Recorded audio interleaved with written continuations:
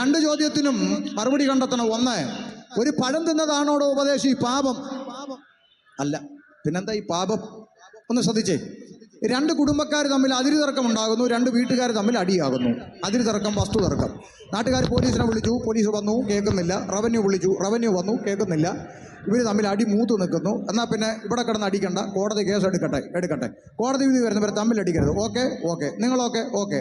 രണ്ട് കൂട്ടരും ഓക്കെ. എന്നാൽ മത്തായുടെ കടയിൽ നിന്ന് 2 രൂപയുടെ വള്ളിക്കയറ് മേടിച്ചുകൊണ്ട് വരാൻ പറഞ്ഞു. 2 രൂപയുടെ ഇഴക്കയറ് മേടിച്ച് കുറ്റി അടിച്ച് അളന്ന് തിരിച്ച് വലിച്ചു കെട്ടി. ഇനി കോടതി വിധി വരുന്നവരെ ഇവിടെ തമ്മിൽ അടിക്കരുന്നൊരു നിയമം വെച്ചു. പോലീസും പോയി, റവന്യൂവും പോയി. 5 മിനിറ്റ് കഴിഞ്ഞപ്പോൾ ഇതിലൊരു വീട്ടിലൊരു ചെറുക്കനുണ്ട്, തല തെറിച്ചവൻ. അവനൊരു പിച്ചാത്തി എടുത്തുകൊണ്ട് ഇറങ്ങി നേരെ ഗ്രൗണ്ടിലോട്ട്. അവന്മാരുടെ ഒരു കയറ് കെട്ടി വെച്ചേക്കുന്ന കയറ് മുറിച്ചം കളഞ്ഞു. ഇതറിഞ്ഞ പോലീസ് വണ്ടി തിരിച്ചു വരുന്നു. ആരടാ കയറ് മുറിച്ച്?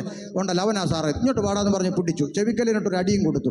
കേരള ജീപ്പിലെന്നും പറഞ്ഞെടുത്ത് അങ്ങോട്ട് ഇട്ടു. ഇത് കണ്ടുകൊണ്ടേ മുറുക്കിക്കൊണ്ടൊരു അമ്മച്ചി അവിടെ തിണ്ണയിലിരിപ്പുണ്ട്. ശ്രദ്ധിച്ചേ, അമ്മച്ചി പറഞ്ഞൊരു ഡയലോഗ്, അയ്യോ എന്തരടിയാ കൊച്ചിനായിട്ട് അടിക്കുന്നേ? 2 രൂപയുടെ കയറ് മുറിച്ചതിന് ഇങ്ങനെ ഇട്ട് അടിക്കണോ? അപ്പൊ നിങ്ങൾക്ക് എന്ത് മനസ്സിലായി? അമ്മച്ചിക്ക് എന്ത് മനസ്സിലായി? 2 രൂപയുടെ കയറ് മുറിച്ചതിന് തല്ലുന്ന എന്തിന്? വേണ്ട, മത്താടെ കട തൂങ്ങിക്കിടക്കുന്ന ഇഷ്ടം പോലെ കയറ്. ഞാൻ വേണേ 10 രൂപ തരാം. 5 വള്ളി കയറ് മേടിച്ച് കെട്ടിവെച്ചാ കൊച്ചിനെ അങ്ങ് വിട്ടേരെ. ഒരു വണ്ടി കയറ് പകരം കൊടുത്താൽ കൊച്ചിനെ വിടുവോ? ഇല്ല. കാരണം 2 രൂപയുടെ കയറ് മുറിച്ചതല്ലടോ അവിടുത്തെ വിഷയം. നിയമലംഘനം നടന്നു എന്നുള്ളതാണ് അവിടുത്തെ വിഷയം. ഇനി ഭരണഘടന എഴുതിയിരിക്കുന്ന നടപടിക്രമം അനുസരിച്ച് ജാമ്യമെടുത്ത് പുറത്തു വരാമെന്നുള്ളതാണ് ഈ ലോകത്തിന്റെ നിയമമെങ്കിൽ, ആകാശം മാറിയാലും ഭൂമി ഒഴിഞ്ഞു പോയാലും വള്ളി മാറ്റം വരാത്ത സ്വർഗത്തിലെ നിയമം, പാപത്തിന്റെ ശമ്പളം മരണം. പാപം ചെയ്ത ദേഹി മരിക്കണം. മരണമെന്ന പ്രോസസ്സിലൂടെ സകല മനുഷ്യരും കടന്നു പോകണം. അല്ലാതെ കേവലം ഒരു പഴം തിന്നതല്ലടോ പാപം, നിയമലംഘനം. ഇനി അതുകൊണ്ട് ഒരു തെറ്റും ചെയ്യാത്ത ബാക്കിയുള്ള മനുഷ്യരൊക്കെ പാപിയാകുന്നത് എങ്ങനെ? ഒരു ചോദ്യം. ഈ എയ്ഡ്സ് എന്ന് പറയുന്നൊരു മാരക രോഗം നാട്ടിലുണ്ട്, HIV. ഈ എയ്ഡ്സ് രോഗിയായ അപ്പനും അമ്മയ്ക്കും ജനിക്കുന്ന കുഞ്ഞാരാ? എയ്ഡ്സ് രോഗി. ഈ ചോരക്കുഞ്ഞ് ചെയ്ത തെറ്റെന്താ?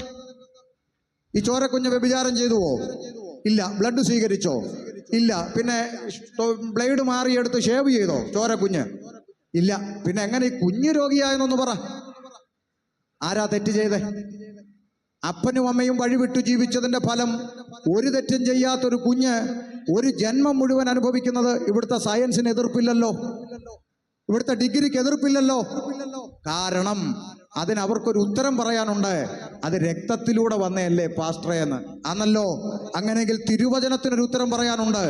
ആദാമ്യ പാപം എങ്ങനെ സകല മനുഷ്യരിലേക്കും വരുമെന്നും, ഇനി വന്നാൽ തന്നെ അത് നിങ്ങൾ ക്രിസ്ത്യാനികളങ്ങായാൽ പോരെ, ഞങ്ങൾ ഹിന്ദുക്കളെയും മുസ്ലിങ്ങളെയും കൂടെ ചേർത്ത് പാപി എന്ന് വിളിക്കുന്നത് എന്തിന് എന്ന ചോദ്യത്തിന് വിശുദ്ധ വേദപുസ്തകം മറുപടി